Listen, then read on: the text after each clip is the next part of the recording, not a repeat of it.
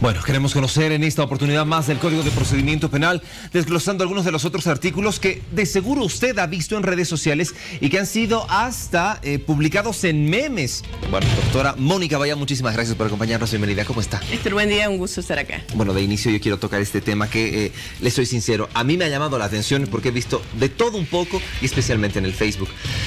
Habíamos hablado en alguna oportunidad de la bigamia. Dijeron que estaba, que no estaba, que al final se retiró dentro de este código y las repercusiones se han generado en varios sectores. Efectivamente, ¿no? La bigamia como una figura penal, como infracción, no está contemplada en este Código de Sistema Penal.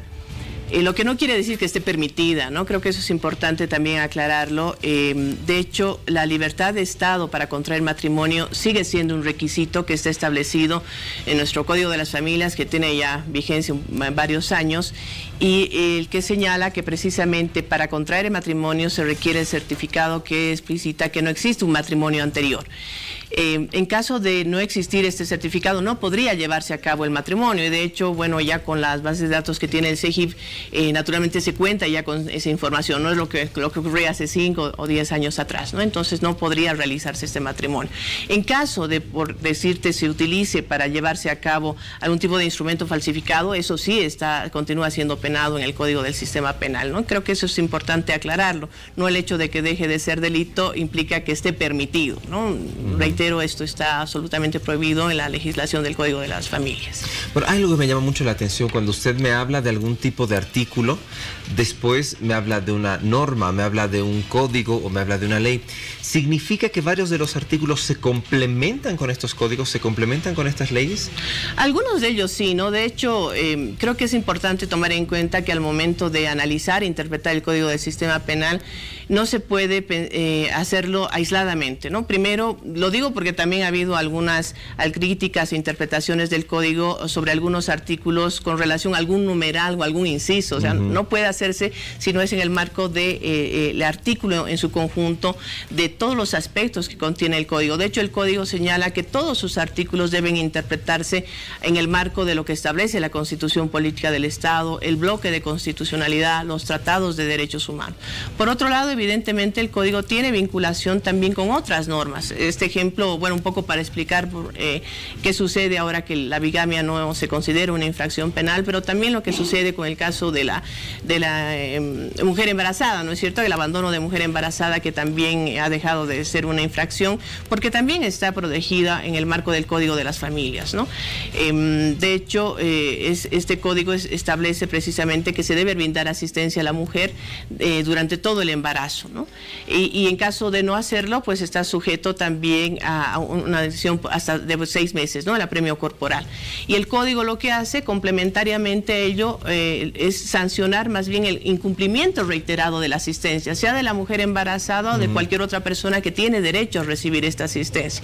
Y además no solamente señala que sea el que se deba cumplir con la asistencia, sino que se debe cumplir con el doble del monto que no se cumplió en su momento de asistencia familiar, ¿no? Hay varios artículos que están relacionados, algunos, por ejemplo, que se han observado con relación a la calumnia, a la injuria, a la difamación, que por supuesto están vinculados a la ley de imprenta. La ley de imprenta establece, por ejemplo, que en los casos en los que se pudiese cometer o denunciar que se han realizado calumnias, injurias, difamaciones contra autoridades o funcionarios públicos que en el marco de las actividades que cumplen en sus funciones, lo que prima es la ley de imprenta, que es una ley especial. Por ejemplo, estos otros artículos tendrán que aplicarse cuando hablamos de personas particulares directamente, además de ser consideradas infracciones y por tanto no faltas de imprenta. Entonces hay varias normas que sí tienen alguna relación o que se aplican en todo caso de manera preferente. En alguna oportunidad hemos invitado a asambleístas opositores y ellos decían, lo que vale acá es de pronto el tema de la interpretación. ¿Cuál es la interpretación que un jurista le puede llegar a dar? Entonces pueden haber muchas direcciones para poder llevar adelante cuando se tiene un proceso, reitero, la interpretación del mismo artículo.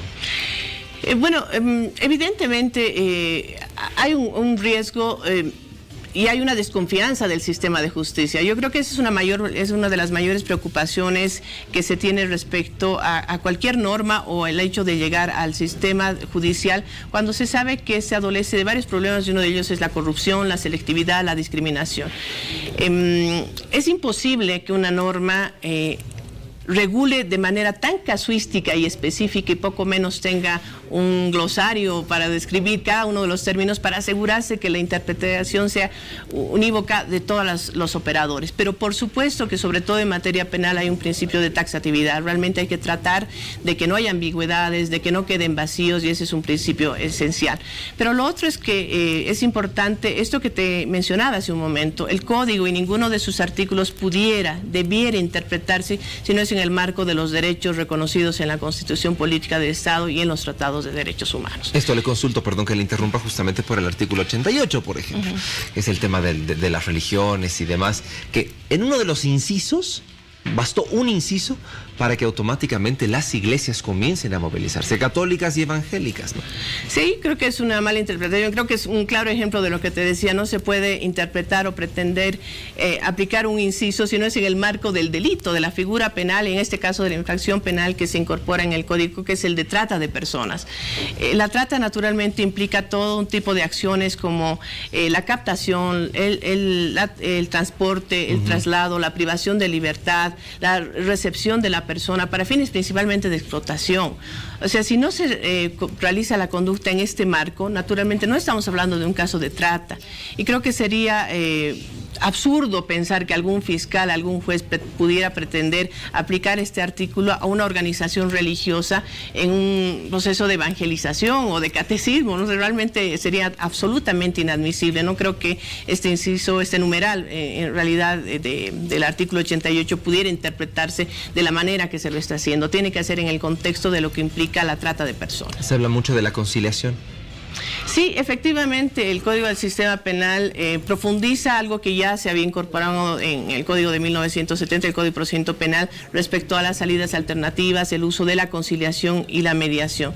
Establece una nueva lógica de la gestión pacífica de conflictos, el priorizar la reparación a las víctimas antes de llegar a una sanción principalmente privativa de libertad. Naturalmente esto no es en todos los casos, no es aplicable en los crímenes, por ejemplo, no se podría conciliar un asesinato, un feminicidio, una violación, ¿no es cierto?, sino en aquellos casos donde es posible llegar a una forma de satisfacción hacia la víctima, que es mucho más importante el lograr la reparación que el lograr tener una persona en la cárcel, ¿no es cierto? La justicia penal no debe ser un instrumento de revancha, sino de justicia, y para muchas personas, principalmente víctimas, lograr más bien la reparación del daño es mucho más importante que verse involucrada en un proceso penal que puede durar varios años, aunque lo que plantea este código es que los procesos no duren más de 2 años, particularmente en el caso de violencia contra las mujeres hasta 18 meses, y eso implica un cambio en la institucionalidad muy importante que ojalá realmente sea asegurado que va a haber una inversión de recursos importante en este código, que definitivamente no podría ser de otra manera, porque